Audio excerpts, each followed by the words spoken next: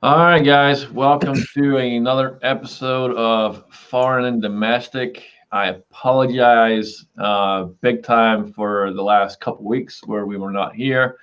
Work required me to go in early, so couldn't do a whole lot there. So my apologies on that. Both myself, Alan, and I know a lot of the panel members that are usually here missed being with you guys, so we apologize sincerely for that. And I also apologize for the time change yet once again. We're having to do it a little bit earlier. Unforeseen circumstances have caused me to take a slightly different position at work right now for the time being. So that position requires me to go in a little bit earlier on Sundays. So unfortunately, we're having to do the chat a little bit earlier again. So I hope you guys can understand.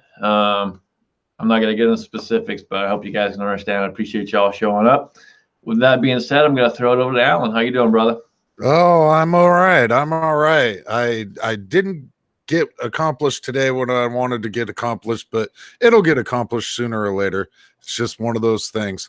Right at the moment, I'd like to take about 15 seconds of everybody's time. If you like it or not, I'm going to end up doing it one way or another. So, yeah, I'm going to chew up about 15 seconds of your time here. I pledge allegiance to the flag of the United States of America and to the republic for which it stands, one nation, under God, indivisible, with liberty and justice for all. Oh, thank you for that. Right at the moment, I suspect the oddball time is going to be throwing a lot of people off. But we got 67 Rebel SSTAMC, the Bearded CB out there, Big Al out there, Garage Guy 879, Jesse B out there. I'm not sure if he's going to die. He's going to take his daughter out on some driver training. Skid Mark out there as well. And we also just had another one of the regular illustrious panels members join the panel.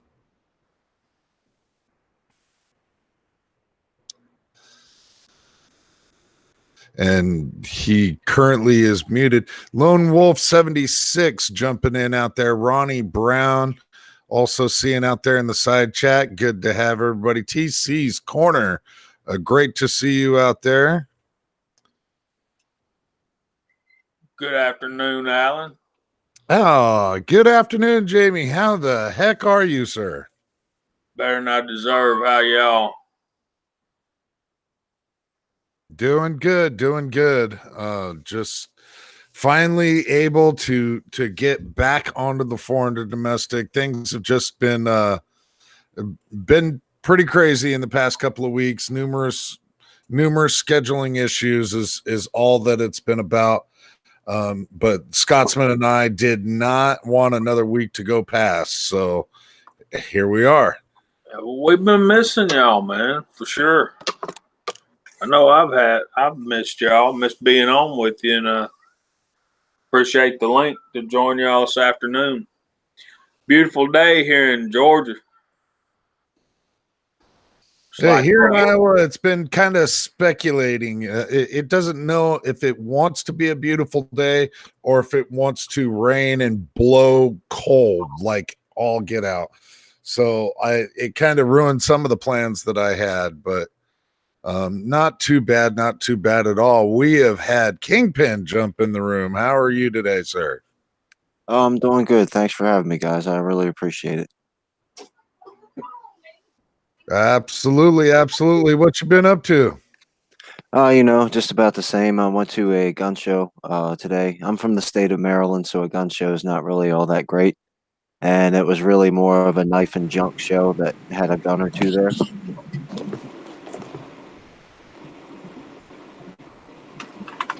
Yeah, shows like that are disappointing, but at least you were able to get out and about. Eagle Eye, how are you doing today, sir? No rest for the wicked, I guess. Always working. What's up, I was fellas? about to say, out on the road once again, I can see. Yes. Sorry, it's a train coming. I gotta keep myself. Working hard there. There you go. You know he's working hard when a train goes flying by. That's good to see everyone out there. Good to see you, Jesse. Good to see you, Kingpin. Yeah, I gotta work all this overtime to give away that prep. So Take the overtime where you can get it, man. yeah, it's the wife. She takes it, not me. They have a tendency to do that. Yeah, Thomas Pickering jumping in out there. Live for a while jumping in out there. Shalisa Schill, absolutely beautiful day to you, ma'am. We got a number of people that are actually jumping into the side chat, so things are beginning to pick up. Yep, good to see everyone out there. I know the time change is probably throwing a lot of people off, so good to see people out there. Well, So, Kingpin, what have you had going on lately? Yeah, I've been working over the firearms inventors playing cards. I've been trying to shoot videos on those, do a little bit of background, get some people interested in the history of the guns and some of the inventors and some of the other things that they invented. And then I'm also been doing a Maryland gun law series because I get a lot of questions about all the crazy laws that are here. And other than that, just been working and trying to enjoy what little bit of spring we've had so far.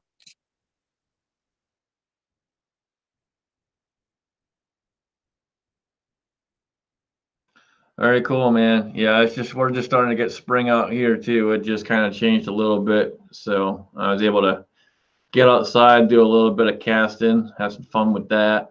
My first round of casting kind of screwed a bunch of that up, but I went up and did it again yesterday, and I took a whole bunch of some of the ones that I did the first time and remellowed those as well because I wasn't happy with them. And I redid a whole bunch of them, and every one of them came out smooth, clean, and I'm very, very happy with them. Yeah, I was just watching that video again, and yeah, I was just watching to see how well you're doing, man. Those are coming out pretty good. Glad to see you on board with the casting community. Yeah, once I got the pour rate down a little bit better, that I think that was my issue the first time. My pour rate was off. I even think my temperature was off a little bit. Maybe on the mold itself, like heating the mold up. So once I got both of those kind of more in line yesterday, I had zero issues and was pretty smooth sailing. So pretty good. Can I ask you a quick question about the casting? Yeah, absolutely. How do you take the temperature? Like you don't have like a thermometer that sticks down in there, do you? I guess you maybe use one of those little laser guns, or like how do you know how hot your lead is before you get started? No, they make a thermometer. Lyman makes one that goes in. It's kind of like a barbecue thermometer. All right, cool, thanks.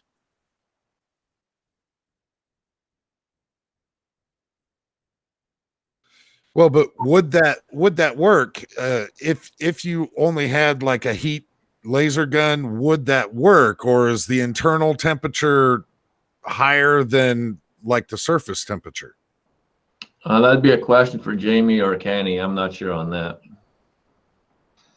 I think so. I think your temperature around the outside of the pot is warmer than the stuff in the middle and the stuff on the top as well. I think my grandbaby's getting ready to go home. Sounds like she don't much want to leave. Let me get something and show y'all.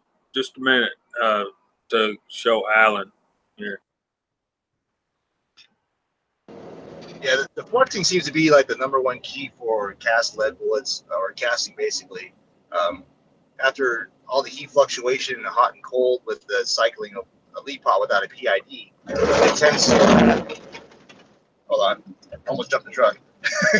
it tends to separate the antimony, tin, and the other metals basically that are combined. So fluxing does a huge difference of making sure all those the pieces of metal are together.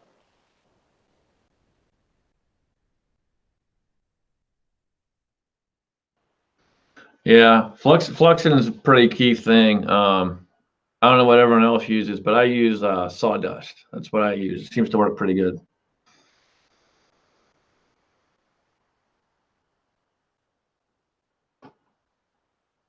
Trying to get some smooth road.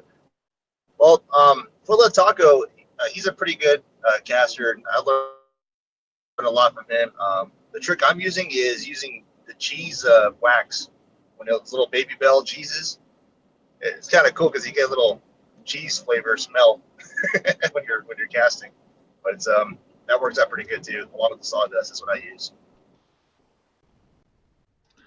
That's interesting. I'm gonna have to try that because I do like cheese. Yeah, you tell me, man. I've been making a bunch of mozzarella lately. So, Alan, where are you at in your area of reloading?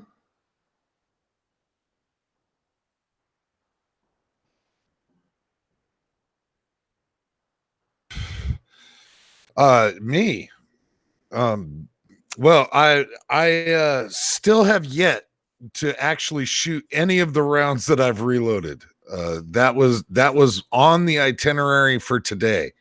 It didn't end up panning out. Circumstances came afoot and kind of ruined my plans for today. So during the week is really difficult for me to get out and do anything, but I'm hoping to anyway. It just depends upon how things work out for me in the next week. So yeah,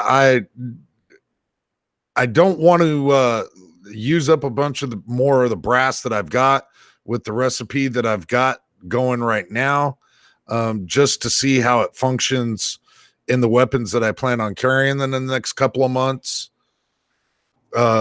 Because those will be practice rounds. But it's I've got some built up, just ready to fire, and just haven't been able to get out and shoot them.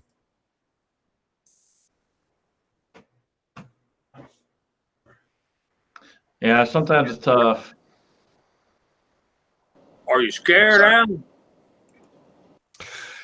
You would think that would be a possibility, and actually no. I'm not intimidated with it at all. Actually, I feel very comfortable with it. I know exactly how those rounds were put together. So I'm pretty comfortable with it. The only thing I might possibly be is maybe even a little lean, but I'm thinking that they're going to be just fine where they're at. Yeah, and Bearded CB next weekend. I as the weekend comes closer, I'll see what I can do because I'd really like to get out with you guys. So are we still talking about casting for a minute, or has that moment passed? Oh, feel free, brother. You were talking about the temperature inside the melting pot, and basically I have this digital multimeter that has a temperature function on it, and it came with the thermocouple, and I just and you can see I've obviously been sticking it down in the lead pot, but I got this. I built this thing to once I started using some molds other than the Lee 2 cavity molds, and Scotsman and Eagle will attest to this.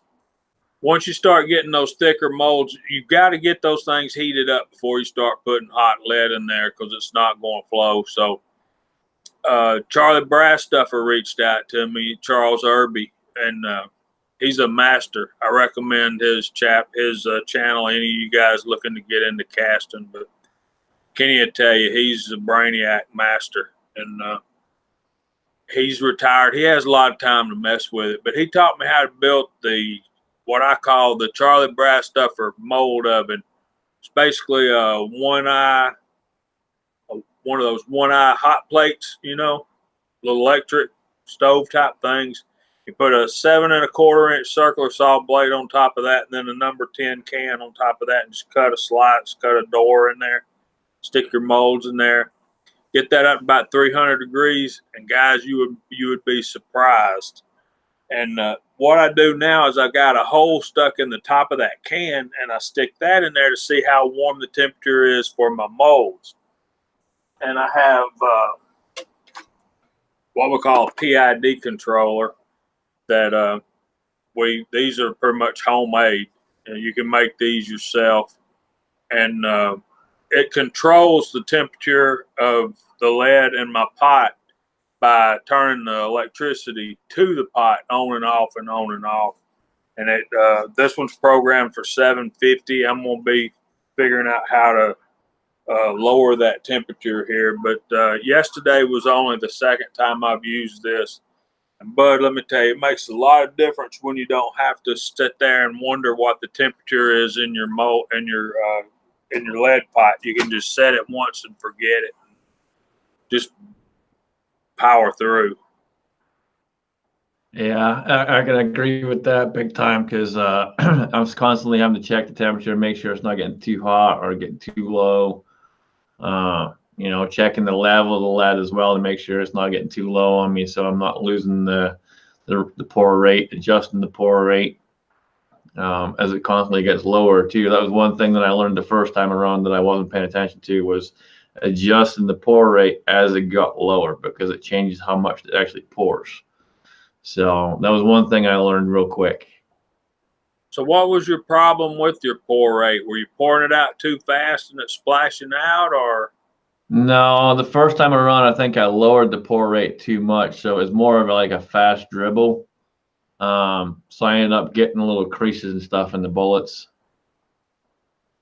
Yeah, that's typical for your mold being too cold too. If you can get that mold heated up, make you up one of those little ovens like I was telling you about.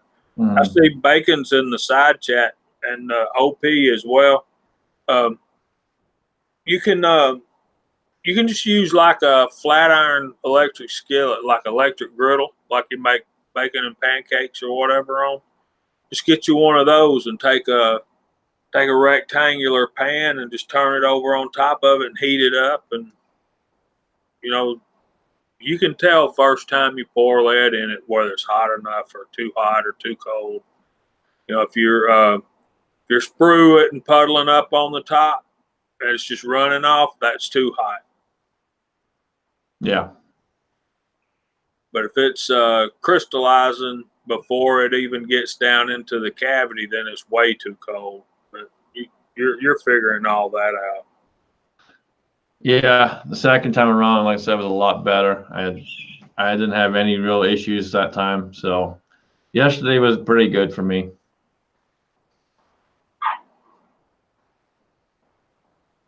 That's a big thanks to you and the other guys over there.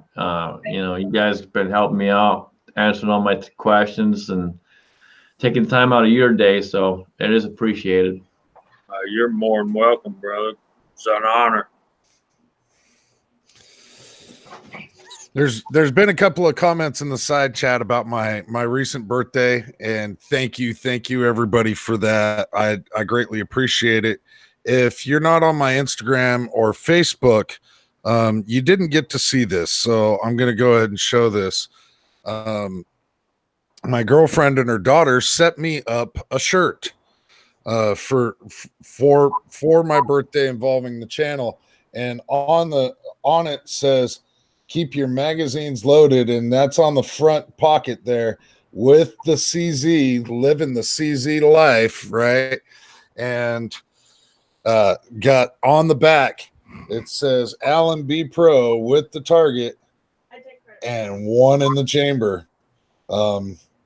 So yeah, if you're not on my Facebook or Instagram, you didn't see that, but yeah, my My girlfriend and her daughter set me up with that shirt. I'm gonna actually look into see if the guy kept the templates for that or not, because that turned out really nice. Absolutely dig it. Absolutely dig it. But thank you everybody for the well wishes on my getting old as shit day. Yeah, that's a badass shirt, man. It's very cool. It is. Yeah, one of these days I might actually catch up to Pop's Quest because he doesn't look like he's getting any fucking older. But I sure the hell ain't going to be able to grow the goat that long. That's just, I can't do it. Pops gets younger every day, man. Nice. That's what happens. Pops is going in reverse order.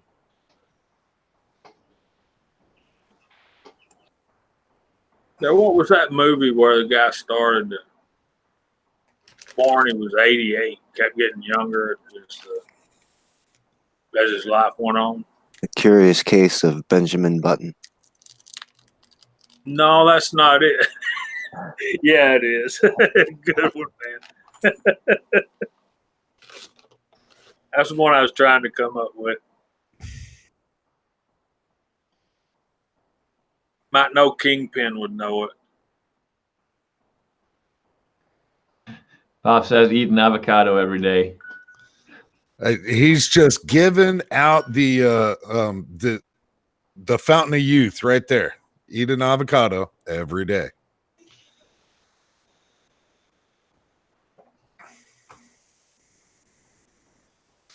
And we've had quite a few other people jump in other than Pops. Thoughts of an old soldier out there. Josh Ben Ware, Scott F has jumped in out there, been there for a minute. There's quite a few other people jumping in out there. Glad to see everybody out here on this early evening. Yeah, we got a lot of new people out there that haven't been here before or haven't been here in a while. So if you guys haven't checked each other's channels out, do that as well. Help some people out. It's always good to do. Yeah. I had a quick question for some of the folks that have ever had actually handled it, but I've been considering the SIG 365. I know there's a lot of YouTube reviews, but it's kind of hard to take in what's true or not. So I'd like to get your guys' opinion on that.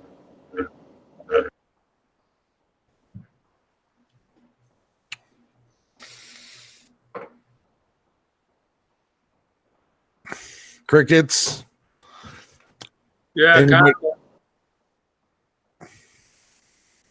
Is he asking about 6.5 Creedmoor? No, the SIG 365, I was considering that as another carry weapon. Oh. I'll look at the side channel. I can tell you, I had when I was at the range, I had a guy that owned, actually a couple guys had them. One had to send his out twice for repair. But once he came back the second time, it was fine, and he has no issues carrying it. He still carries it today. Personally, I don't know. It's kind of like the 320. You know, they had some issues here and there, supposed issues. So so long as you got enough rounds down range and you're comfortable with it, go for it. Well, Simpson Road Larry has one, and he absolutely loves it. You know, like anything, I won't jump out and buy the brand newest, fang dangest, fabulous thing out there. I'll wait until they got a little bit of meat on the bone. And that kind of seems to be what has happened with the 365. They started having striker drag problems for a while. It seems like that has been remedied as well. But if you almost can't compare it to anything else. You could try and put it in the same category as that G gun, whatever that stupid thing is. But it's still the number one selling concealed weapon as of last year. So that's really got to say something when it's sold more than any other concealed carry pistol.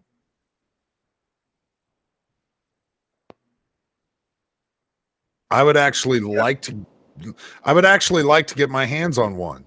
In all actuality, it could take the place of the LC9S Pro if I ended up getting comfortable with it. And it is one that I would look at. I'm not worried about the issues that they had with early production. Like I said, as they come out with a brand new whiz bang thing, there's going to be some problems along the way.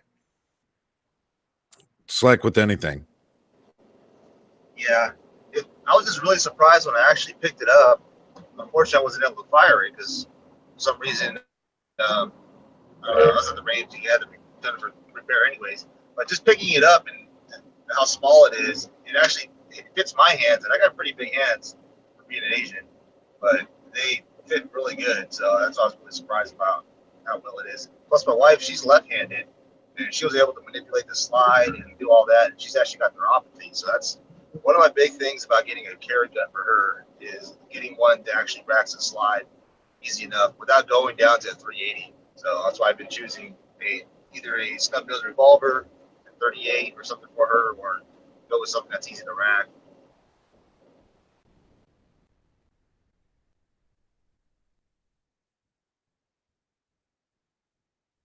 Well, a lot of times, something that's easy to rack, that has everything at all to do with just the racking technique. Just the way that it's done. I've seen well, matter of fact, X-Ring did a video on it a little while ago where he had his daughter that's like all of 80 pounds or something silly, and brought out a large assortment of semi-autos, and she wasn't really having any problems racking anything, and if she used the proper technique to rack it. To me, just the not having hand strength or something like that does play a factor in racking it, but it also, you have to have the right technique in order to be able to use a strong racking weapon on somebody that doesn't have the wrist strength or the hand strength. Speaking of no wrist strength, Josh Benoit has jumped in the chat. Great to see you, Josh. How the hell are you? How you doing, man? Are you accusing me of limp wristing? Man, I've used this wrist so much, dude. It's strong, dude. You can always get you one of these, man. All right, yeah. I got me one right now. Man, you guys are lucky. So that's what I'm trying to do, to justify the fact that she can't really rack the slide to get a 460 Smith & Wesson performance center snub nose. Say, hey, that's a very good. I like. Well, yeah, little snub nose. Yeah, little snub nose is one thing. You carry that thing around that Jamie's got. You run out of bullets, you just smack them over the head with the barrel. You beat them down pretty hard, pretty quick with that thing. I think it weighs about 2.5, 3 pounds. I like the thought. I like where Kenny's going now. The 460, you can't go wrong, man. I love that one. Yeah, I could download the loads for her and give her a 45 long Colt in the chamber and get one to surprise her. Nice little 500 grain 460 round. All right, that's premeditation there, brother. Well, she's only got to fire once, you know. I mean, I don't know. I'm just trying to get a 460, justify the excuse of getting one. Well, you know, there was a long time in this world where the 45 Long Colt was the most powerful handgun cartridge in the world. And matter of fact, it probably remained that way up until about 1935 when they developed the 357 Magnum, and then they started working on the 44 Magnum. So, yeah. that's way I learned my history. I could be totally wrong, but if I am, the guys in the side channel straighten us up, or maybe Scotsman when he gets back.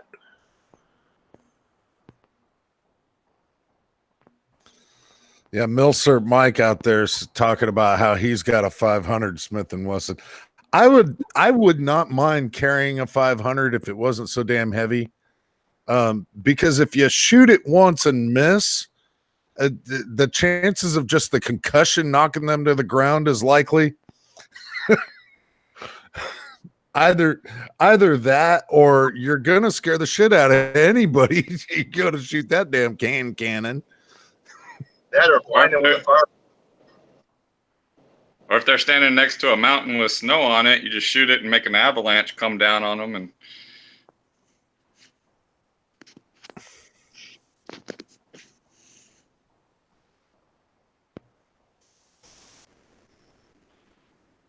Yeah, I'm not sure what Truth Freeze is talking about. Allegedly, Trump withdrew U.S. from Small Arms Treaty. Does anybody know anything at all about that?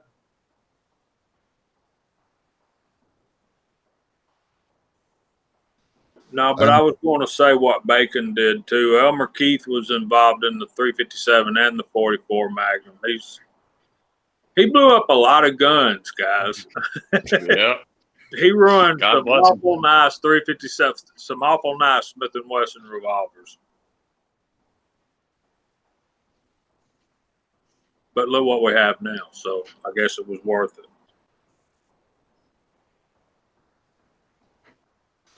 Well, all in the name of progression, I suppose.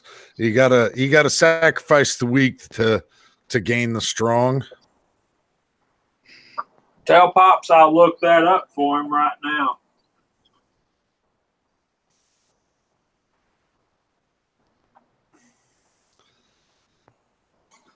Yeah, I would really have no question. Pops asking 50 Smith and Wesson have more energy than 50 AE. I would not have a clue. I think it's the 500 Smith and Wesson Magnum though. I don't think. 500.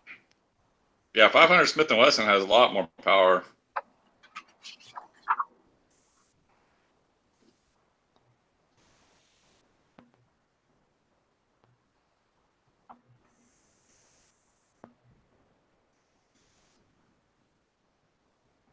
Well, I know it's not what he asked, but the first one I fell on is 460 Smith and Wesson Magnum. Pushes a 300 grain jacketed hollow point bullet at 1962 feet per second. That's a bunch of energy.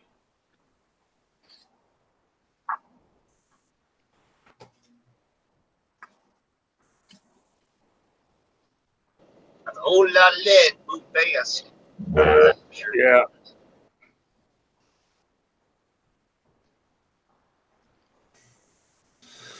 Well, there's definitely a lot of guys that say that Trump has not been the president that we expected for 2A.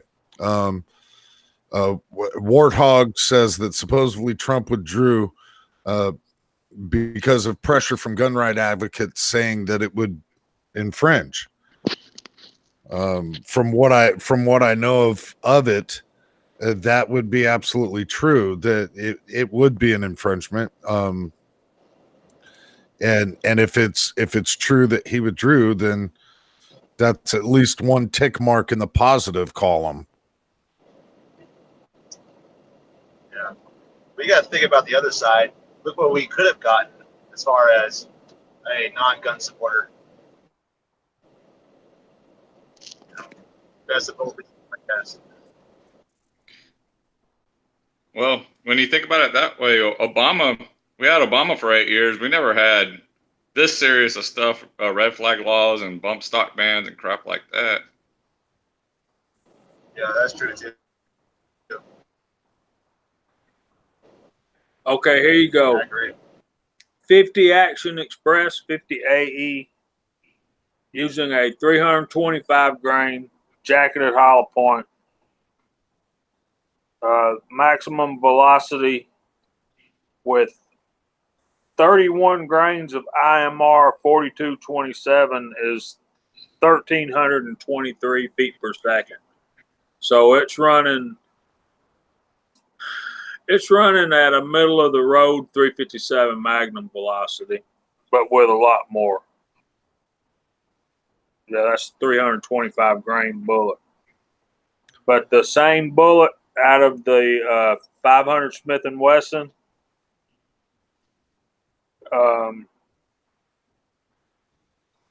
45 grains of H110 is pushing it at 2,050. So yeah, it's substantially stronger and faster. Yeah, that is substantial. I did not expect those numbers to be that broad.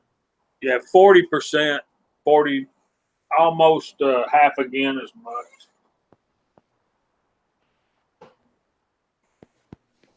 So Hey yeah, guys, go ahead, Josh. I'm sorry. It keeps glitching on and off like the sound on here, and I can't hear if people are talking or not. So I don't know if I'm cutting people off, but I need to run some stuff anyways. But so I'm gonna jump off. But y'all guys take care. See you, buddy. Appreciate you on, man. Yeah, thanks for the input, too, man. Appreciate it.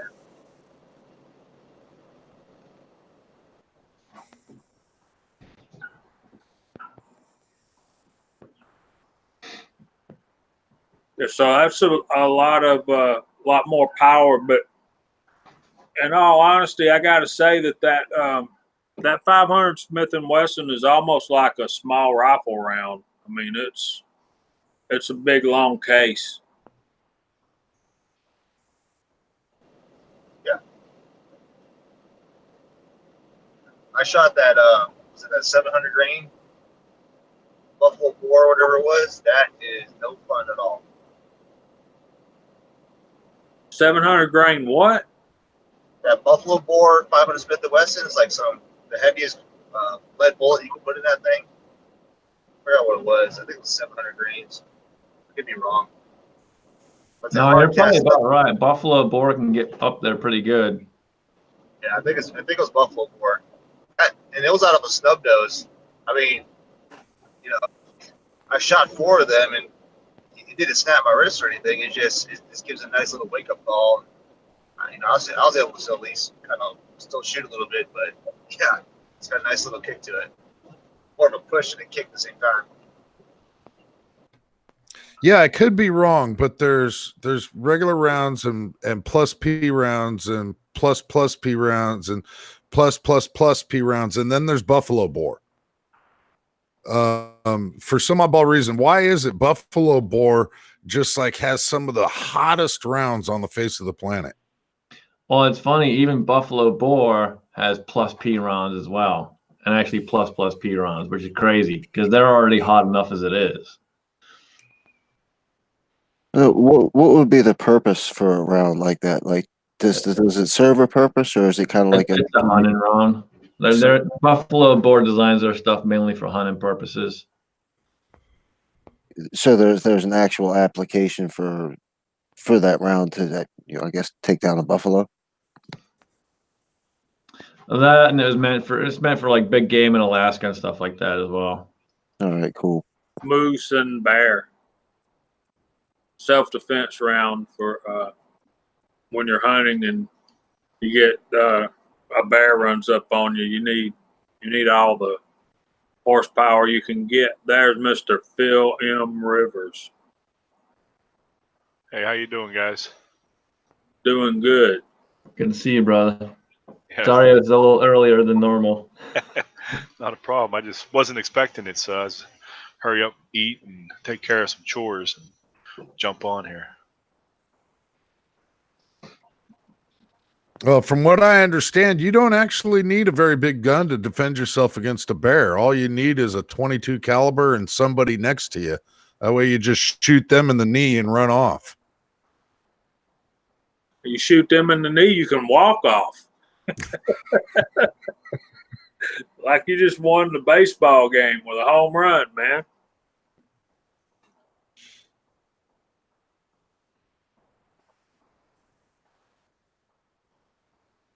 Yeah, them buffalo boars aren't no joke, and how they can push some of the velocities they do and stuff without patter checks just on them hard cast is crazy.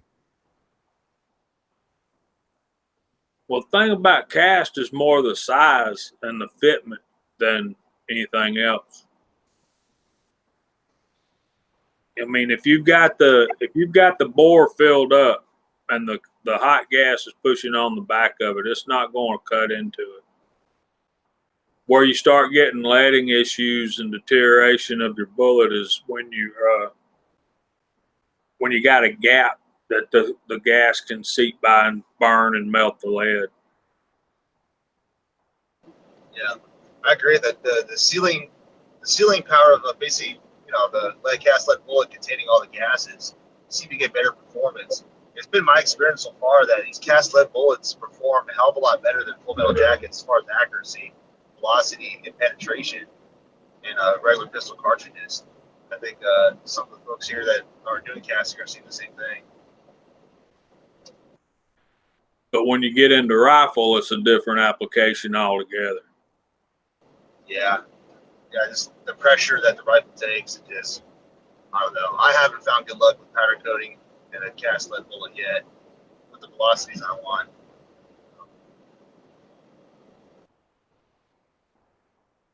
And I've heard you say that multiple times, and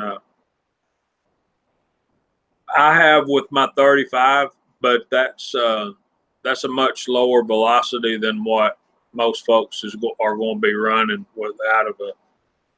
All right, your typical 30-06. I'm doing well to get 2,150 feet per second out of that 35 Remington lever gun, but out of the 30-06, 270 Winchester, you're looking at 2,700 to 3,100 feet per second. And the trick is to match your alloy to your pressure and get the size fitment of the barrel. And everything's got to obturate. It's got to do the mushroom thing. And that's what you're working with on your alloy.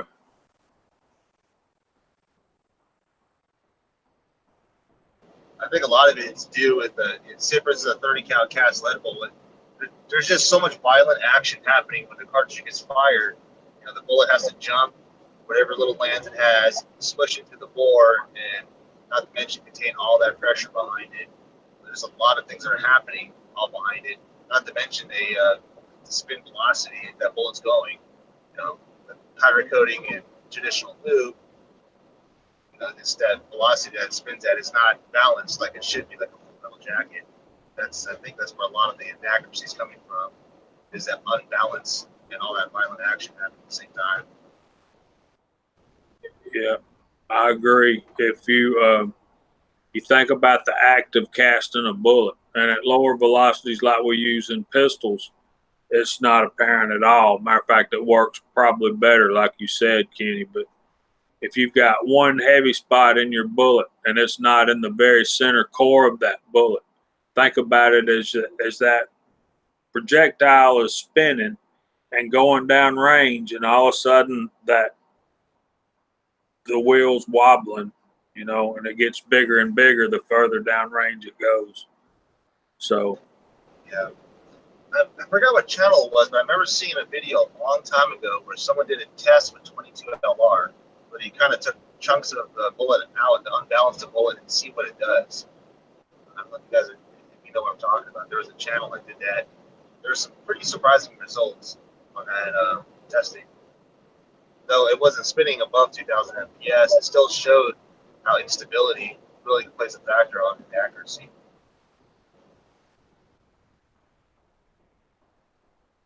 And as casters, the only way we've got to try to battle that particular thing is just stir up your alloy between every single pour. And I don't know many people are going to take that much time. You're out there to cast bullets. You want to cast as many as you can in a shortest period of time as you can, because basically we're lazy folks and we want the most production from our time as possible. Yeah. You know, that kind of pushes me to the point of I wanted to mess around with sabos for that reason. You know, the sabo can contain that cast lead bullet and close in a little capsule, basically. You know, with the different kind of ABS plastics and polymers we have nowadays, we might be able to make something that works. You know. So coming from someone just getting into casting and about to do powder coating too, I'm guessing the amount of powder coat, like the thickness of it, will make a big difference too. Oh yeah, yeah, that's going to affect your seating depth, and then your seating depth. If you have to push that bullet too far into the case to get it to where it'll function, where it'll actually chamber and not be banging against the grooves and lands, you're looking at spiking pressure there, and that can be dangerous. You gotta, if you have to push that bullet in further than your minimum cartridge overall length, you need to be backing off a little bit on your charge and then working back up to see when you're getting to the pressure. Because there's really no linear equation for it, Scotsman. There's just not. Yeah, I figured there probably was, but I figured the amount of powder coat would probably make the difference with accuracy and some inaccuracy and how it goes through the barrel. Yeah. One of the biggest things that I'm finding with the powder coating, you know, me testing at the 350 Legend right now, is the ogive on powder coated bullets. Bacon just put a comment out there, exactly right. It adds about 2/1000ths of thickness, and that 2/1000ths of thickness can really push your ogive further out, touching your chambers. You know, therefore you got to seat the bullet a lot further down, and that's what I'm finding a lot with that powder coat. Certain bullets, and I'm trying to make it work for rifles like a 308. That extra 2/1000 thickness, is too much. You know, I'm unable to chamber around sometimes. Causes issues, especially with the semi-automatic. Yeah, it does. Do these numbers affect short range shooting, or like being concerned about, a 2/1000th thickness? Is that for when you're stretching out 500, 600,000 yards, or is it the same concern for if you're shooting 100, 200 yards? Well, right now we were talking about handguns and functionality. You know, I think your accuracy is going to be just as good or enhanced if you got to be able to. Every round has to go all the way into chamber and not lock up your gun, or you're going to be sitting there with a paperweight, and we can't. That's unacceptable. So if you're looking at that powder coating, adding 2/1000th thickness onto the ogive of the bullet. Now, it's not talking about on the sides, because we put those through here's a bullet. Let me see if I can explain this. All right, your bearing surface being here, the powder coat's going to put 2/1000ths additional thickness over the entire bullet, no doubt. But when we put them through the sizer, we're shrinking this down in the bearing surface of the bullet.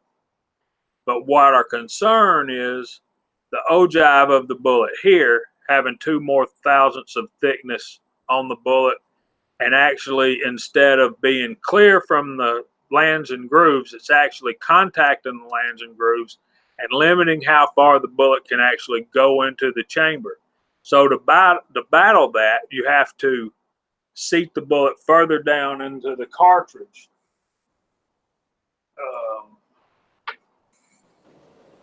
So we're having to put it further down into it like that, rather than out there where it should be. And I've got a 8mm cartridge and a 30 caliber bullet. So when we push it down in there further, creating more of a pressure spike inside the cartridge as the gas is starting to try to push it out there. So that can be dangerous to your gun. It will probably help your velocity. So it's possible to increase your velocity, and your accuracy might actually slightly improve because you're really getting into those lands and grooves, but you're also looking at more wear and tear on your weapon. Yeah, there's like exactly what Jamie is saying. There's hit and misses about that. Pushing the bullet down, of course, you're losing your case capacity, and if you need to make major power factor, that can be a problem for those that need a big major 45 or something. Don't have enough case capacity to get there. I could give an example. A current mold that I bought was a Lyman 147 356 mold. It's basically a 9mm mold.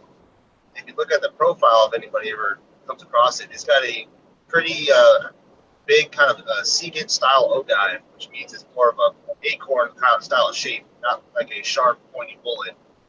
Now, I powder coat those just because it's easier, but I'm having to seat those bullets pretty far down, and with it being far down, I have barely any case capacity, and not to mention a few of my semi-automatic pistols don't like feeding it. It will feed, it'll hit the mouths of the case. You can feel it hit the case of the case mount. That's where you get a problem too. So, there's a fine balance of trying to find something that works for your rifle, pistol, firearm, and your cast lead bullets. You always got to pay attention to the design of the bullets and what you plan on doing. Well, Warhog is questioning out there. Isn't that similar to 5.56 versus 2.23 seating?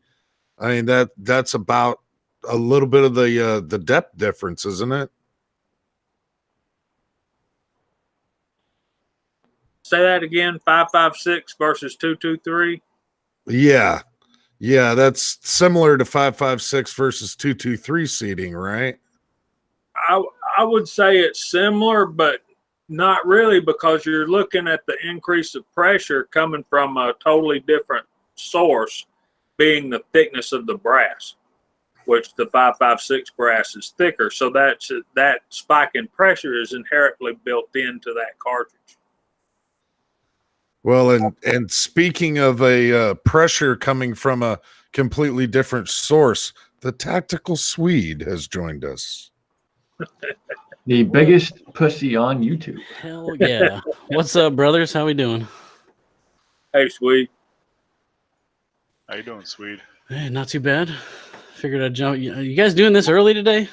Yeah. Seems like it gets earlier and earlier.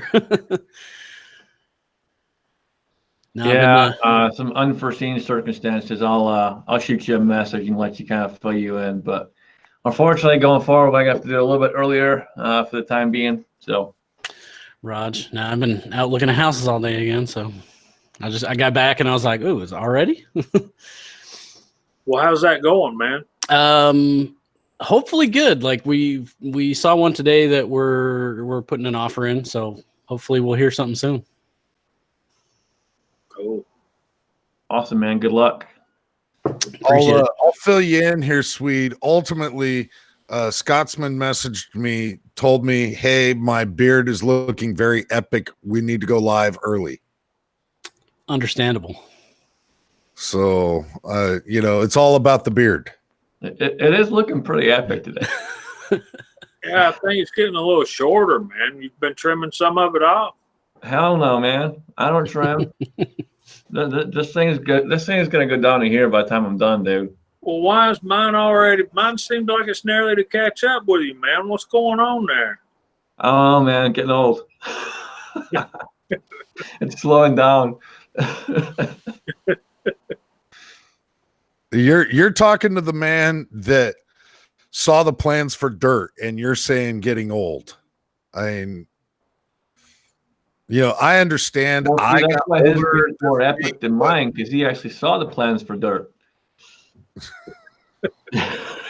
So I got a bone to pick with you here, Scotsman. What the hell, man? What, man? I just sent you some swag. Yeah, swag. Yeah. So yeah, that was the message I got. Hey, I got some swag to send you, and then that like boxes of stuff showed up at my door. I'm like, what the hell is this? Well, welcome to the world of reloading, my brother. Hell yeah, man! I can't wait to get started. Hopefully, we get this house, we get in there and get settled, and I can start cranking out some stuff. Yeah, man. Like I said, once you're ready, just let me know. Give me a call, and I'll walk you through how to set it up. Awesome, man. Yeah, dude. Dude, appreciate it, man. I can't say it enough. Yeah, I don't need to hear it. You're a brother, dude. Don't worry about it.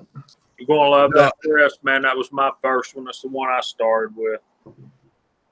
And remember, man, you got that, but I got that now. Upgrades. Oh boy. Scotsman, do you have a nickname for her yet, or are you just fondling her and rubbing on her too much? Right now it's just Big Blue. Right now it's just Big Blue. I'm not sure. Big Blue right now. Yeah, Scotsman has really pushed a lot of guys into the direction of loading their own, and including myself. And it's absolutely awesome. I was kind of struggling going, what do I want to learn next? Well, that was a natural progression that I knew I was inevitably going to run into.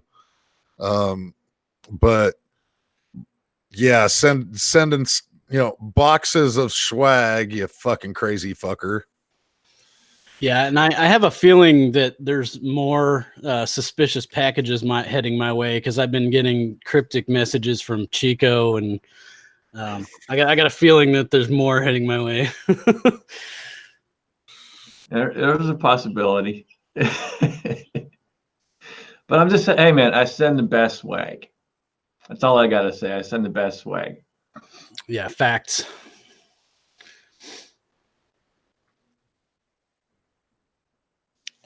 Well, it seems to me that more and more has been coming out as of late about the Glock 22, the 10 millimeter bear killer of Alaska.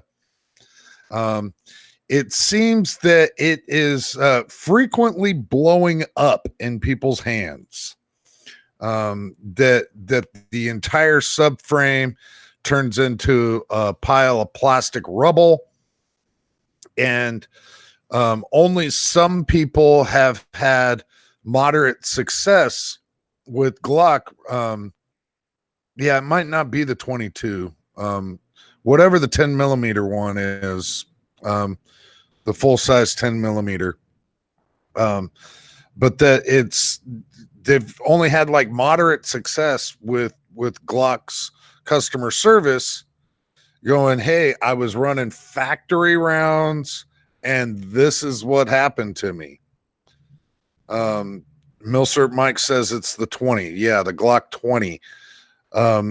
So, just PSA, you want to get a 10 millimeter, it might not be all that advised to get yourself a Glock.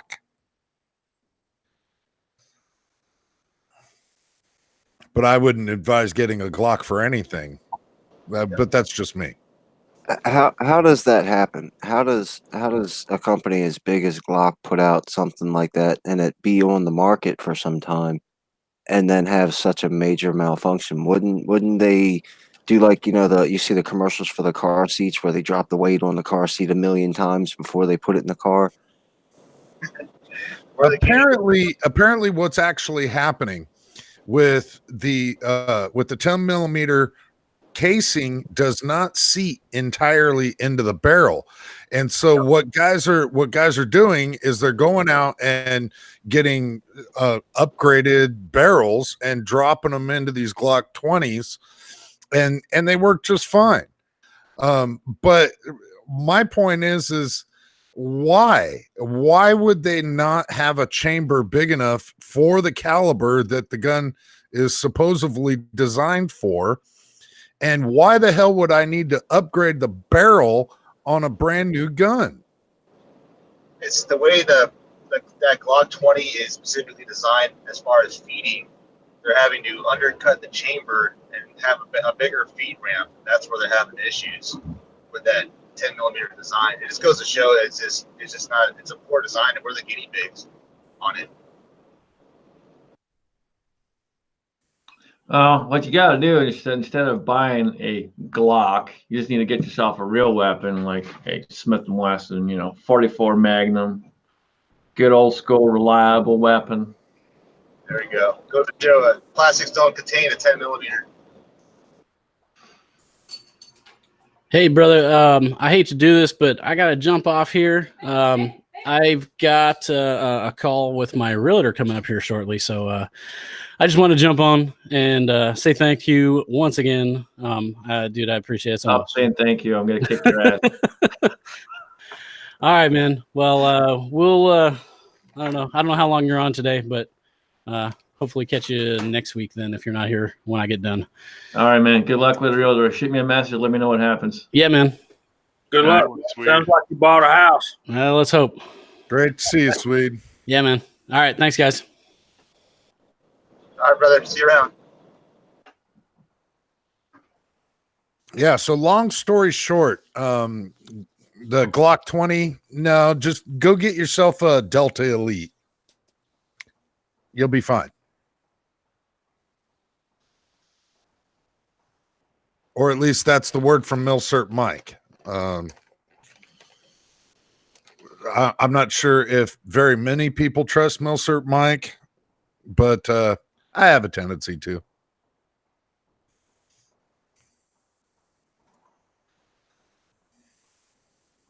Well, if you watch his CZ fanboy video, you probably won't trust him too much.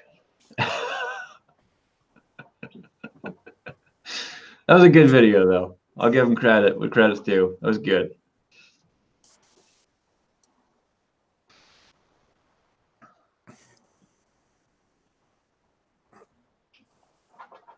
Yeah, it says he uses his Delta Elite as his backup deer hunting. I wouldn't doubt it. I mean, the 10 millimeter, a lot of guys up in bear countries are using them for bear protection and everything else. I'm really, really kind of jonesing for a 10 millimeter if I can ever squeak it out of the budget.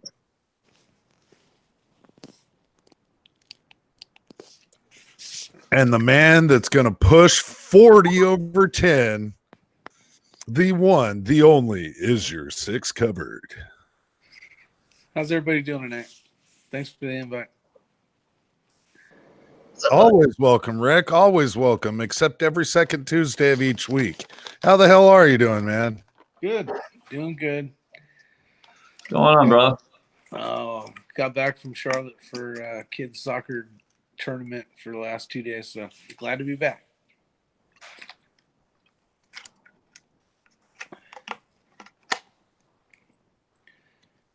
That's about it. You guys are I like how you're getting everybody reloading. I love it. Yeah, man. Got to get more and more people doing it, man. Don't drink the Kool-Aid. I already dove right in, man.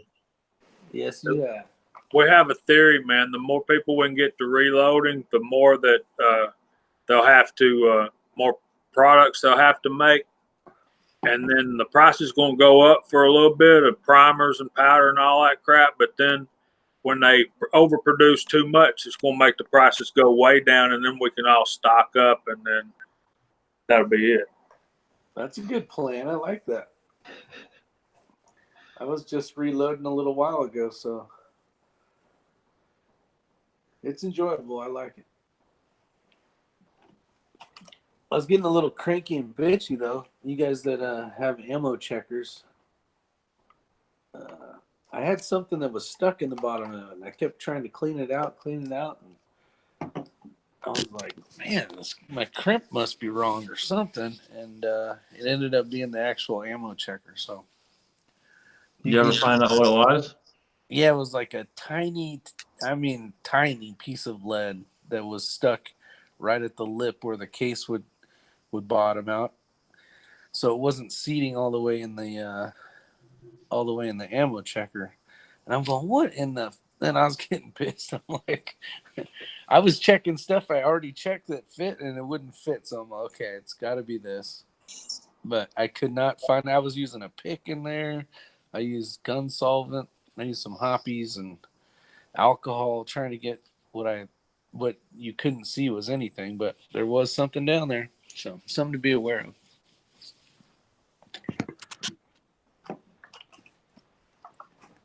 So, Bearded CB's asking what kind of primers do we typically use for 223? I use CCI, small pistol primers. Small pistol primers and 223? I'm sorry, rifle. You caught me with an empty T. See, when I get all frustrated, I'm like, this is a big deal right here. Yeah, I'm like, shit, what am I going to do now? The brain goes south really quick when the tea runs out. Yeah. Hey, Rick, I found someone that drinks as much of that as you do. My Yeah. supervisor at work literally is always walking around with one in his hand all the time, all night long. All right, we might have to have a competition. Who can get diabetes first, I guess. Yeah, I would think that for 223-556, the CCI small rifle primers is kind of a go-to for a lot of people. Well, it depends, because there's ones that have I can't think of the name. They're basically the military spec that are. What number is that? You guys know what I'm talking about? It's set up so you can't. Yeah, they come in a white box. Yeah, it's It's So a number super- 41. Yeah, that's it. what It's is the number? 41. 41. Yeah, it's the military. So some people I've seen use that. Yeah. I mean, I would say for 223, CCI, because that's basically what's most stores stock.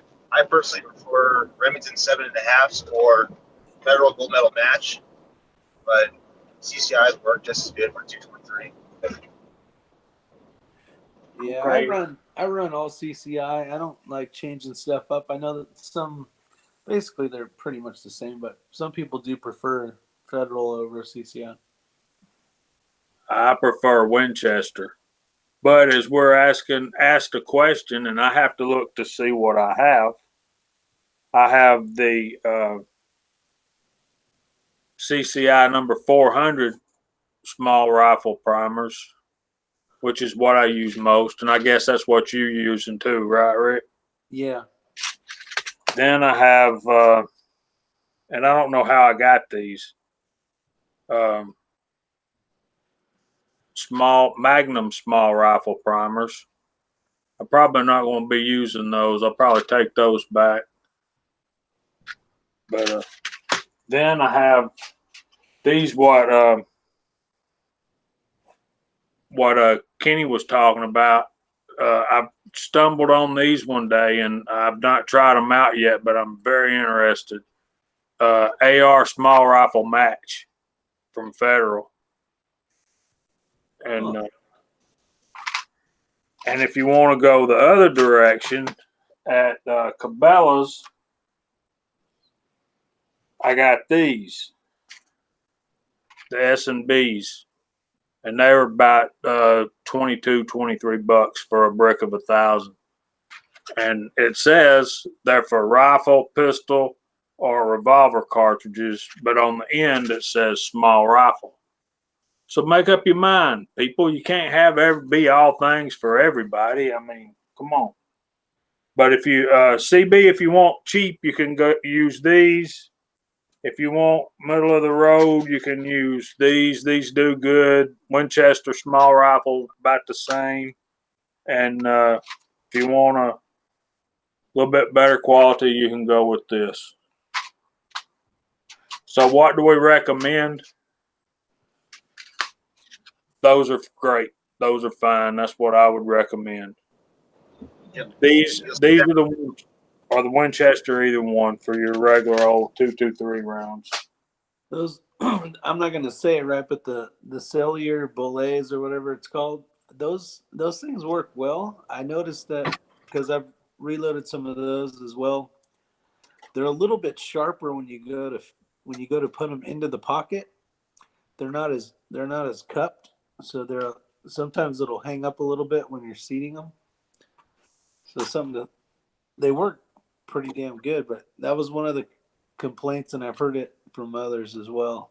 They got a little bit more square edge to them, so when you're seating them into the primer pocket, it doesn't have as much wiggle room per se. Have you noticed that? You're exactly right. Yeah, I noticed that there's a few primers, like you go from Remington to Winchester to CCI. CCI seem to seat a little further out than most primer pockets.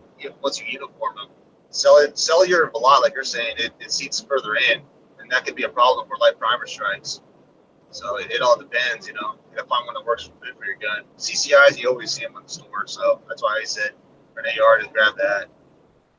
And 450. At least at the gun shows here in North Carolina, the WNC one, I noticed that you can almost get twice as many primers per cost from the cellular belays to the CCIs.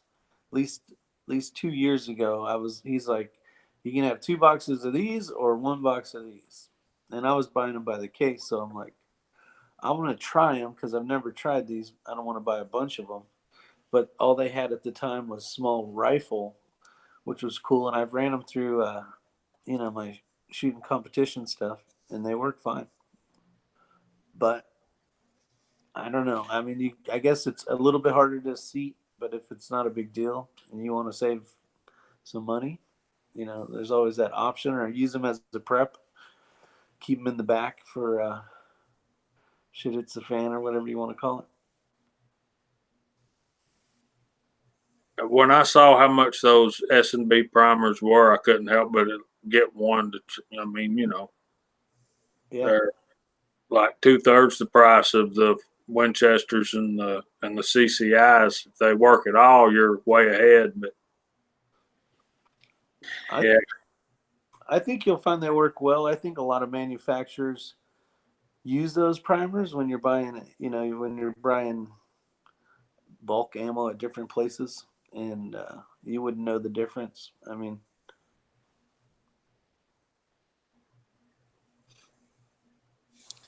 yeah, and how much difference is the primer going to actually make overall? Is it going to ignite powder faster?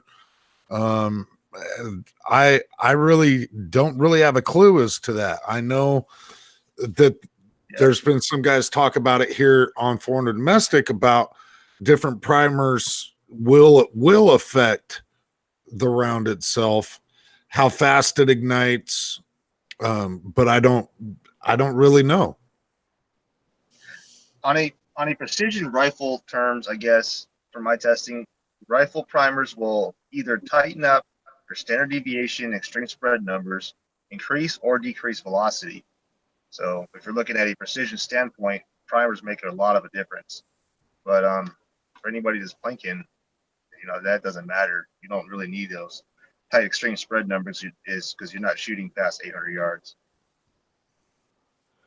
Yeah, and if you're, it's pretty cheap right now, but if you're just going to make 55 grain ammo, 223 stuff, and you just want to shoot, hose down some stages like close quarter combat kind of crap, I don't think it would even matter. I got another quick question, if it's all right. When you guys were talking about casting earlier, do you cast for target ammo? Do you cast for specific hunting ammo? Or would you actually use your cast and your reloads for your defensive rounds? Or could it be a mixture of everything, or what? Okay, carry ammo, you need to buy it. Every year, shoot it up, buy some more. Yeah, for as cheap as I can get boxes of these, which is the Federal HST 147s, as cheap as I can get those, I just buy them a few boxes a year. The reason being that if you're casting and you're hand loading at your defensive carry ammo, if the point in time comes where you have to use it, there's a lot of legal ramifications there that you don't want to get into all that. Just buy your carry ammo, and the rest of it is everything else is a result of your testing. Like I'm doing 35 Remington deer hunting loads. They're going to be cast lead, and that's what I'm going to be hunting with this coming season.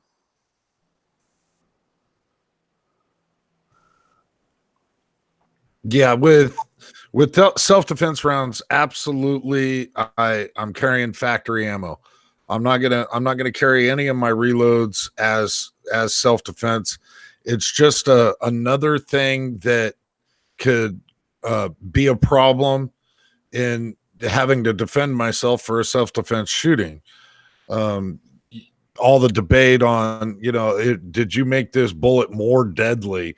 It's completely asinine, but it is something that would come under extreme scrutiny when being faced with that problem. So none of my reloads am I going to carry.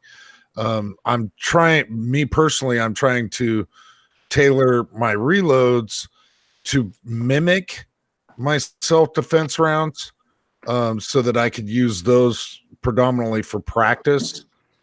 If I was into casting, I would think that it was be similar. But if I was also into hunting, those rounds I might use for hunting. I would use those rounds for competition if it was likely to do so. We've heard some mixed things from different competition shooters on using like powder coated rounds that they have a tendency to like produce a bunch of smoke, which in certain stages in competition can be a problem. But David, a good video to watch would be Rick is just cover. He put one out here not too long ago. It was a few months back. You did one on that, on which ammo to reload your own or not for defensive. It was a while back now, I think. Oh yeah, that was about a year ago. Yeah, reloading defensive ammo. Yeah, I think you guys were right on the money. That's why I didn't say anything. I think you don't want one more possibility of something to deal with when you're in a court. So just buy the stuff. And I mean, Ellen had some great things to say about it as well.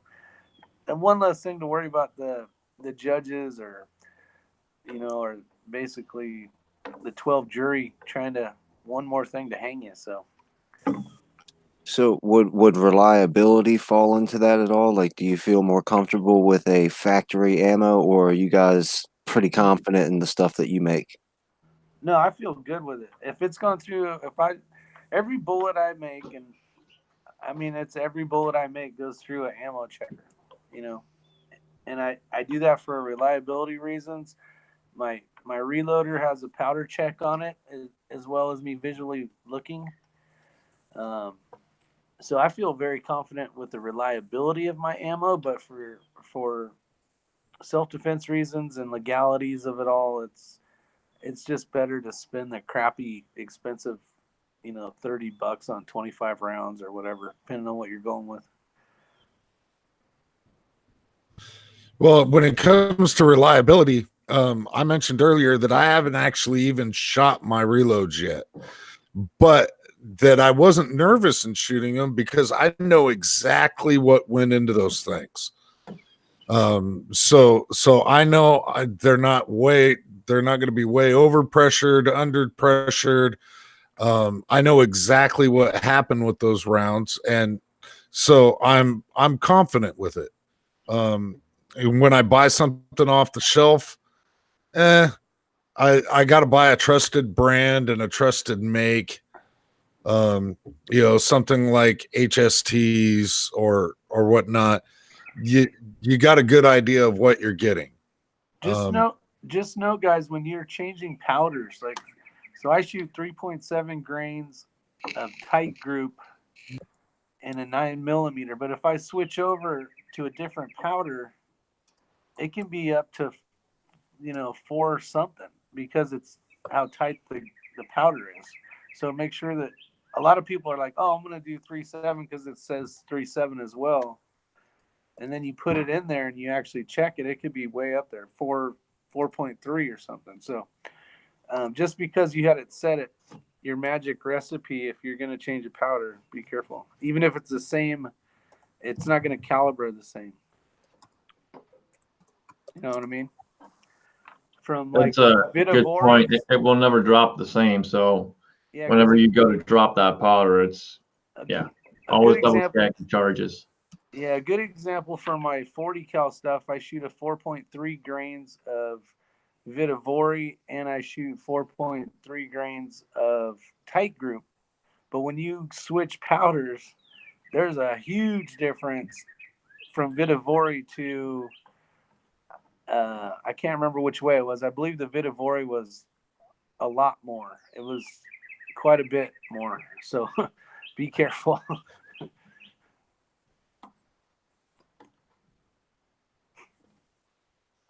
That's good to know. Yeah, because if you're shooting, I'm going to change powders, but it's still the same 3.6 or 4.3, depending on what you're shooting, and you just swap powders, you're going to end up with you might end up with a few parts in your pocket.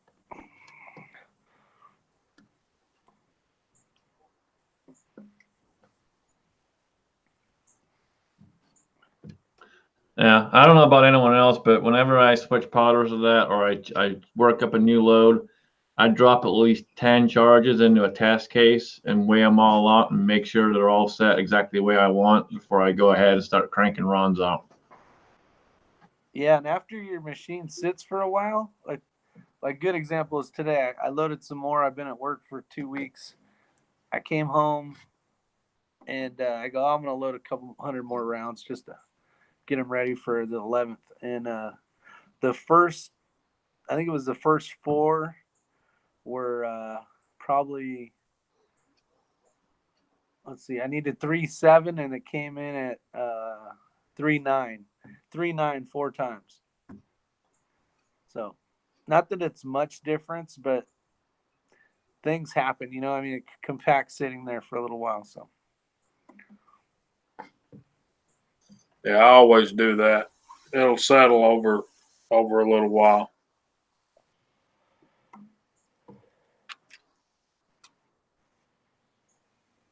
And while there's a little bit of lull in the action right here for a minute, so I got this letter in the mail earlier this week, and check this out. nice. Thanks, Brother Phil. And I have your address. I have your address. You gotta watch out now, Phil. You're gonna get some reloading packages in the mail. You're welcome, and I'm almost sorry I did that. No, you're not. I just put the Scotsman address every time I send something out. There you go. That P.O. box. So, Phil, I'll send you some of mine. Thanks, Scotsman, for doing these up for me. I'll send Phil a couple of these. Cool, I appreciate it. And anybody else that wants any, let me know. If you got a magnet or a sticker thing, you keep all bunches of them on. I'd like to have mine on there with the rest of the guys.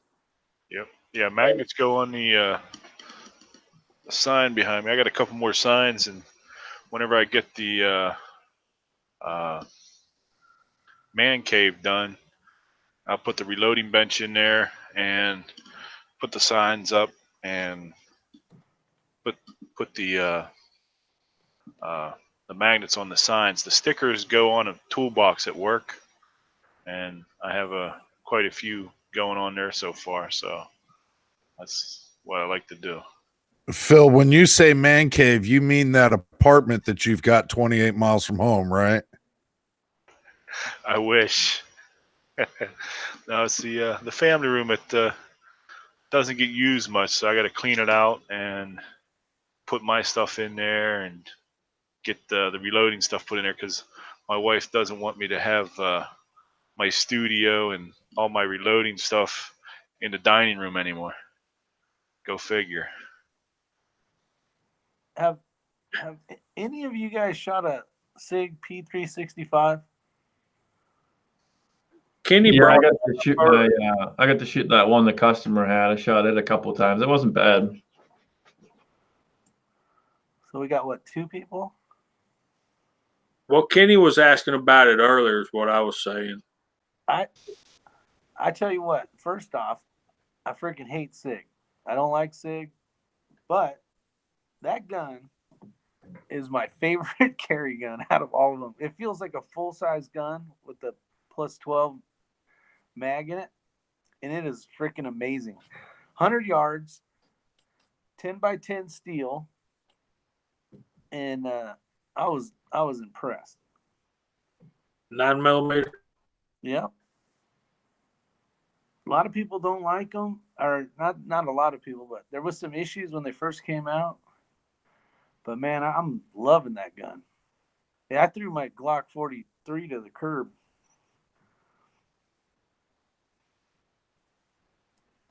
Wow, that says a lot, dude. I might have to buy I that. like hearing that. If you get a chance, you're gonna notice that the trigger is 1,000 times better. The sights are amazing. Yep. Comfortable in the hand. The texture on the grip is 10 times better. But leave it up to you to try it. It is freaking awesome. Yeah. That's what I was going to say. It feels really good in the hand. The short reset trigger on it. The brake is crisp. Not to mention that you can buy the frame for like, what, $35? I don't think it does that on that one. Oh, not that one? Okay. No, this is the Three. it's the size of a Glock 43. Yeah. Oh, I can go grab it. Hold on. Yeah, the 365 is the one they designed to run the magazine first. They actually designed the gun to run the mag. Yeah. So, The 320 is the one that you can paint your frame out, right? yep. Yeah, and it was absolutely a brilliant idea for SIG to do that, to be able to get the capacity that they've got in such a compact weapon was ingenious. It's exactly kind of what the market was looking for, and that's one thing that SIG has been great on is listening to the market and designing things that people want. You don't get that out of a lot of manufacturers, specifically Glock. But SIG listens to the market and puts it out there. Sure, like anything, they had something new to begin with, but Look how small that thing is. It is small. 13 rounds. 13 rounds.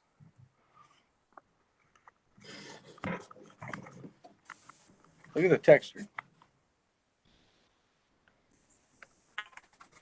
I still hate SIG, but this gun is fucking phenomenal. and how much of those mags running? Do you know, Rick?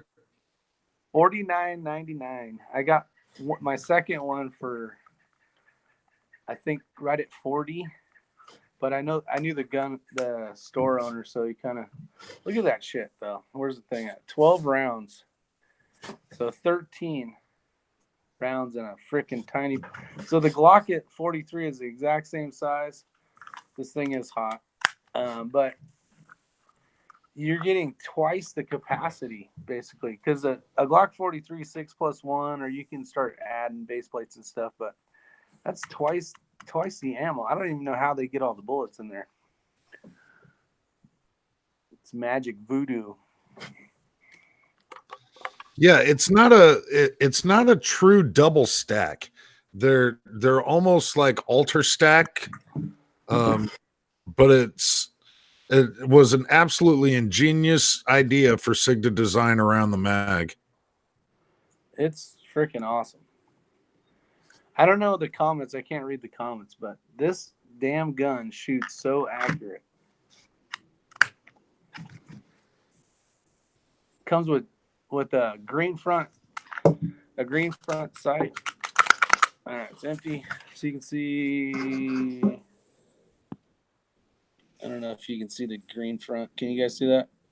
But it comes Yes. with trinium night sights, so they're hidden in the black. You can kind of see them a little bit right there, but they'll light up at night. And then the front sight's green with the trinium in it as well. I don't know if I'm saying that word right, but whatever that word's called. Yeah, they're a nice little gun, man. When I shot it, I was impressed with the trigger because normally on a SIG trigger, I'm not a fan. Like their triggers usually are horrible for me. But that one actually has got with that short little reset on it. It's actually a pretty decent trigger. It is. It is. As much as I didn't want to buy a SIG, after trying 2 of them out, I'm like, okay, I guess I'll fall. Now, what are anybody's thoughts on the Kimber Evo? I haven't shot one. Well, I can tell you right now what Scotsman's going to say is that Kimber makes a nice gun. They're just extremely overpriced. They don't have the quality that they used to have, and they're kind of riding the coattails of that still. Now, that I believe is what Scotsman would have said. Yeah, you're pretty much right on the money. They do a good job, but their quality is nowhere near what it used to be. How many rounds does it hold? That's only 6, I think. Here's twice the reason to buy one of these then. Yeah. What's the thing? I'm not trying to sell it. Obviously, I don't work for these guys. Well, you know, It's it's fucking funny though, amazing. the price on that SIG has dropped down too dramatically. When they first came out, they were right around $600. You can find them now 350, 400, 450, depending on where you look. Yeah, and you don't have to upgrade the trigger. You don't have to upgrade the sights. You don't have to buy an extensions to the mags. No aftermarket base plates. You don't have to upgrade the barrel so it doesn't blow up in your hand. You don't got to upgrade the barrel so it doesn't blow up. Melsart Mike makes a good comment out there. Kimber makes the best $600 gun, but they charge $1,000 for it. That's awesome. It's about right. It really is. That's what they do. Now, honestly, every Kimber that I've ever shot, I like Kimber. I like the way they shoot. I like the way they feel. It's a price factor simply for me. But I do like Kimber.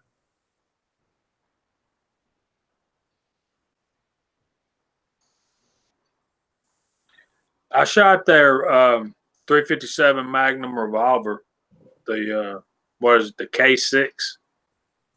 It's not a Smith, but it felt pretty good. It's a handful, a little snub nose and 357 Magnum. Of course, we had some fairly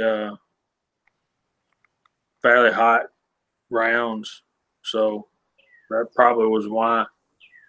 That little revolver kind of hurt the palm swell of your hand right there after a while.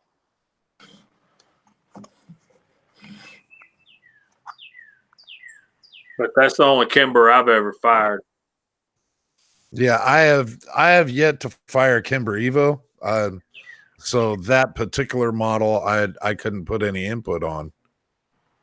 Yeah, I have no experience with any Kimbers, but I do have a chance to get one, so, and it's not going to cost me an arm and a leg, so.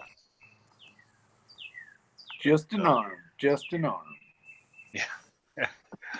Well, but I'll do a video on it hopefully Monday or Tuesday. So I just want to see if there's any opinions out there. Kimber. Yeah, if it's an older model, you'll be good. If it's a newer model, though, I'd be wary. Just kind of be careful on them.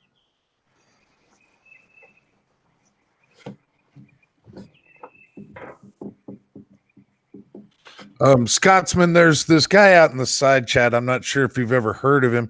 Armament and Axes, and he's talking about one of your favorite pistols ever.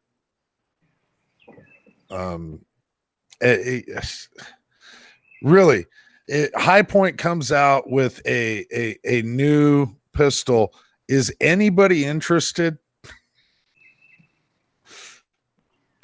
He may have to remove his wrench. Hey, those things, they're ugly son of a bitches, but they're pretty damn reliable and pretty darn accurate.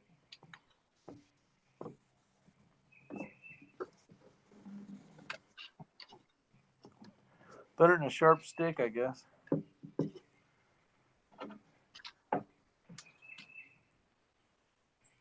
They don't really cost much more than a sharp stick either. Yeah, true. That's true. I would rather have the sharp stick.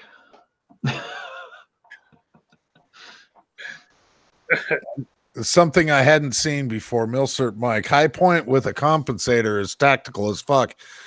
I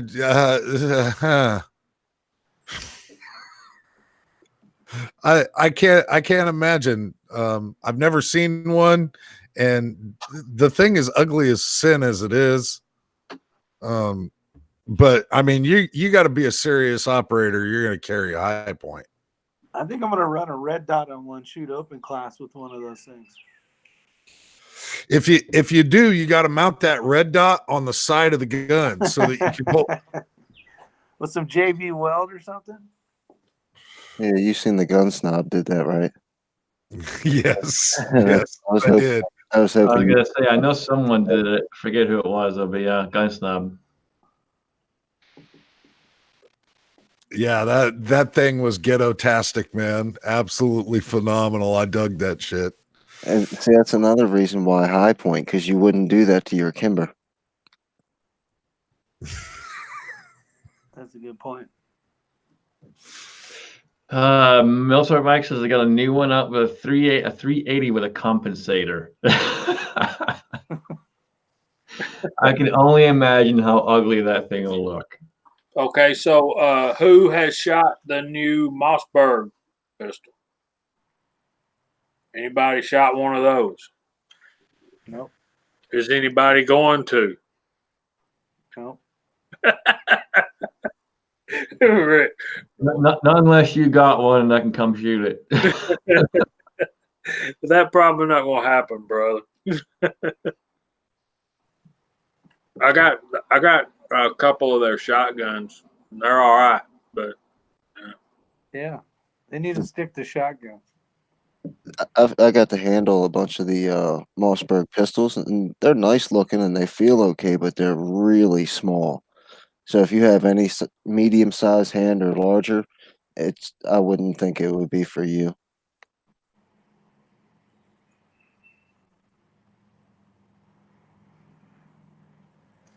so it's kind of like a LC9, maybe even smaller. Yeah, I think it's actually a little bit smaller because I can hold the LC9 and feel like I would be comfortable with it. But when I was at the last gun show that Mossberg had a table at, I was messing with them all, and there was no way that I'd buy one, even the plink width, because it's just too small for my hand, and I don't have like large hands. I would say I have like medium hands at best. Well, I wouldn't say that I have large hands unless I get really close to the camera with it. But one of my carry ones is an LC9S Pro, and yeah, it's kind of small. I can, but still, my index finger doesn't extend past that barrel. That's one thing that I've kind of been a little leery of. I know Big Johnson has giant ape hands, and with the 365, his index essentially sticks out past the barrel. You don't run into that issue, Rick, with that 365 at all, do you? I know you got like Donald Trump hands, right?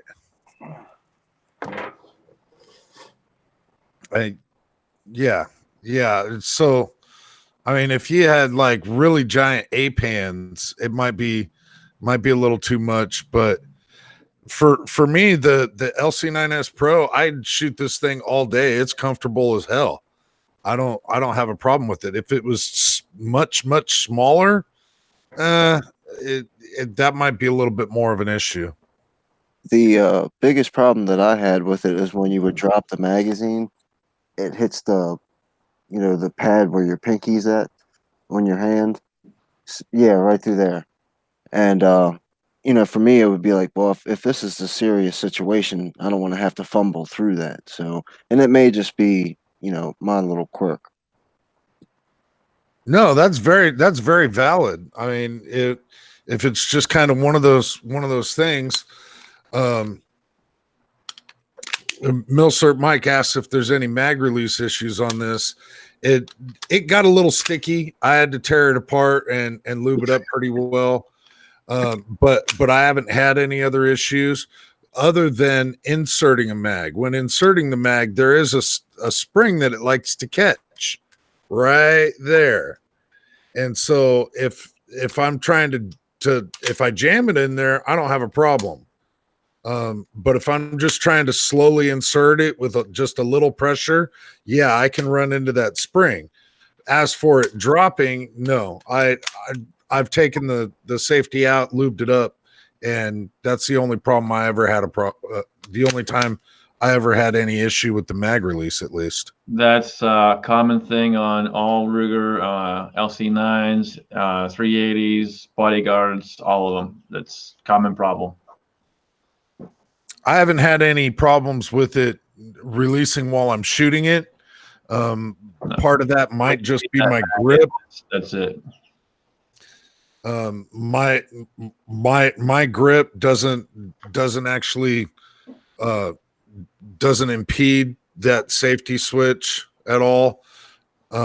So that's more than likely the issue.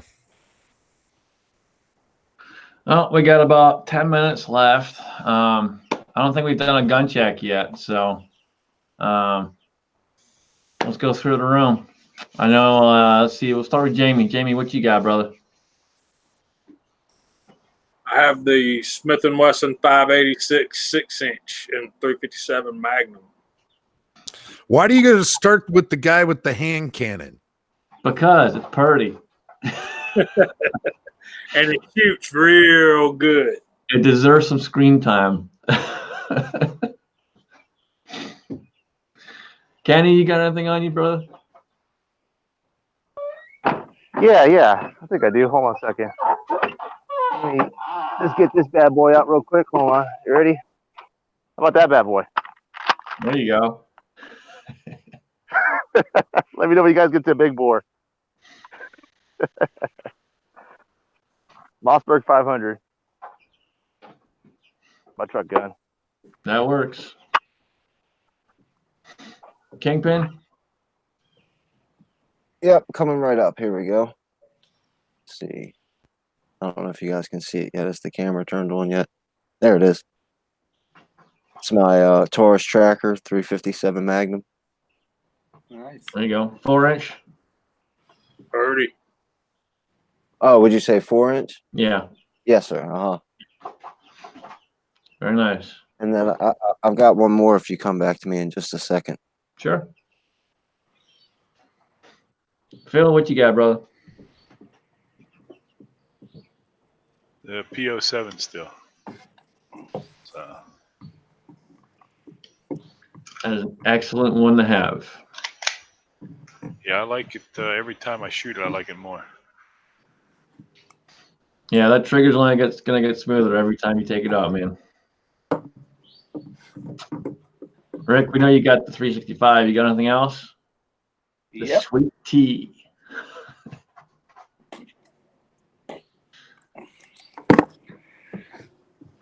That's good enough. Looks like you need a Couple reload. shots of that'll make you run to the bathroom. Yep. Or outside to a tree.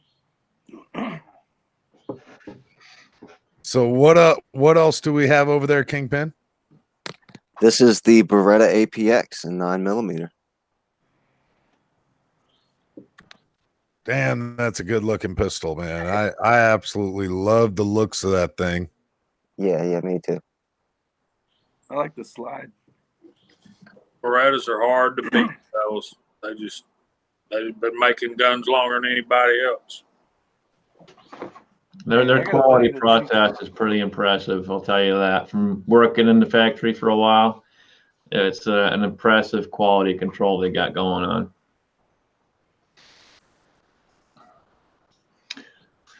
Alan, what you got, man? Oh, just in the waistline, the LC9S Pro. Going to the spring carry, so I had to get a little bit smaller for an event, and that's just what's been in the belt line since. Nice. I got a couple for you. I brought up both the Shadow and the 75, so got to have the CZs at hand. All right. Well, with that being said, we'll start going through the room and start working our way out here because I gotta hit the road, as they say, and head to work here shortly. So we'll start with Kenny. How you doing, brother? What you got? Well, I'm still working on this 350 Legend. I got some loads worked up with a 220 grain Spear bullet. The big little bastard. This is what they use for that 35 Remington there, Jamie. I was looking it up. It's a pretty common bullet. So I'm actually going to be going out to the range and brought meow, see what this does. And that's what I got, really. It's more of a 35 Wheeling bullet. Okay. Yeah, I keep mixing those things up. I don't It know looks why. like a super long 9mm from what you showed. Yeah, that's the Legend right there. That's cool. Yep. Yeah, he made a video earlier. Was it today or yesterday? You were talking about the 350 Legend and the crimp. It takes the same crimp as a 9mm. Yeah, this one's more like a collet style crimp. So similar to the 223 collet style crimpers, where it puts a crimp just underneath the case mount. As this case indexes off the case mount, that's basically what you have to use. Can't use roll clamp. I learned that the hard way.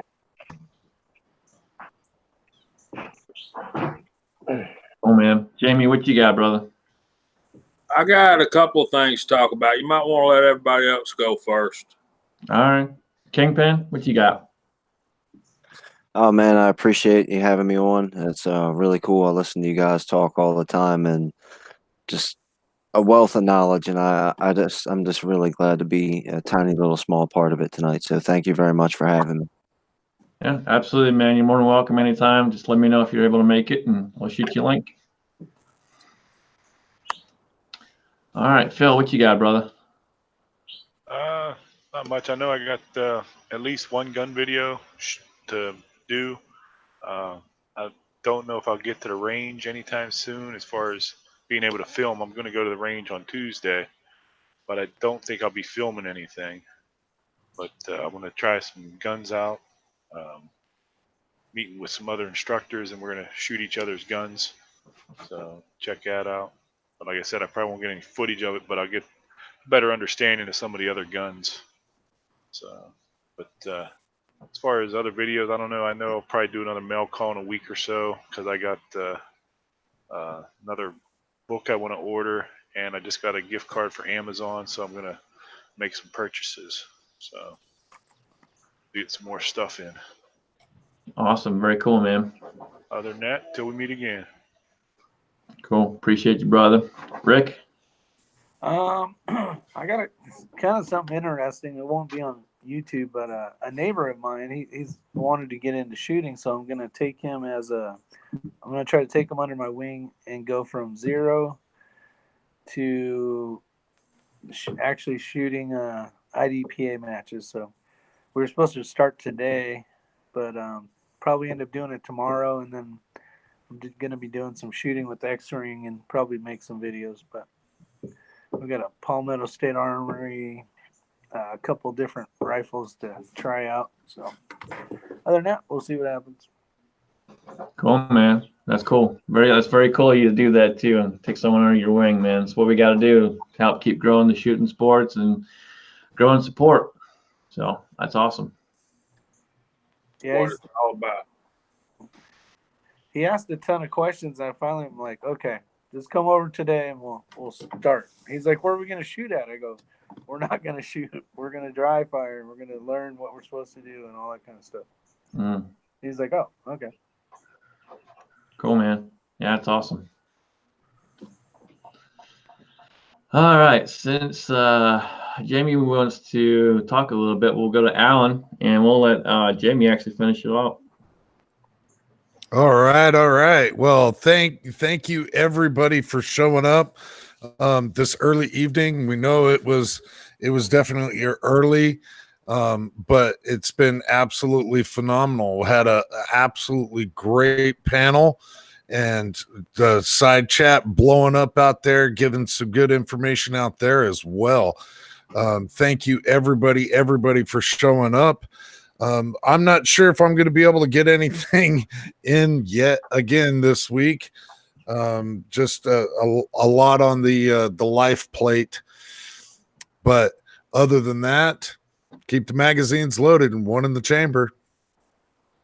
Awesome. Very cool. Yeah. And guys, again, about the time thing, I appreciate everyone showing up. I know it's throwing everyone off.